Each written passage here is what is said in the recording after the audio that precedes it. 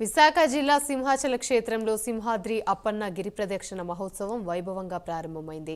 లక్షలాదిగా తరలివచ్చిన భక్తులు భక్తి శ్రద్ధలతో గిరి ప్రదక్షిణ చేశారు. ఈ నేపథ్యంలో ఆలయ అధికార యంత్రాంగం విస్తృత ఏర్పాట్లు చేశారు. జోరుగా వాన పడుతున్నా లెక్క చేయకుండా భక్తులు తరలివచ్చి స్వామివారిని దర్శించుకున్నారు. స్వామివారి రథాన్ని అశోక్ గజపతిరాజు జెండా ఊపి ప్రారంభించారు. అడుగులో అడుగేస్తూ హరినామ స్మరణంతో ఆలయ ప్రాంగణం మొత్తం మారుమోగిపోయింది.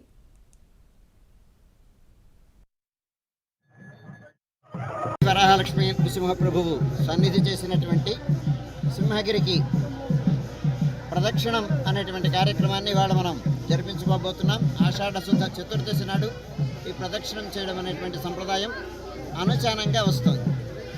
1242 నాటికే ఈ గ్రామ ప్రదక్షిణ ఉన్నట్టుగా శాసనాలు చెప్తున్నాయి. అంటే సుమారు 1000 ఏళ్ల నుంచి ఈ ప్రదక్షిణం అనేటువంటిది బహుశా ఉంటుంది. ఈ ప్రదక్షిణం చేయడం వలన చతుర్విధ పురుషార్థాలు లభిస్తాయి అని, అలాగే సంతానార్థులైనటువంటి వాళ్ళకి సంతానం లభిస్తుంది అని అచంచలమైన విశ్వాసం. అందుకోసమని ఈ ప్రదక్షిణం చేయడం అనేటువంటి సంస్కృతి సంప్రదాయం భారతీయ సంస్కృతిలో ఎప్పటి నుంచో ఉంది.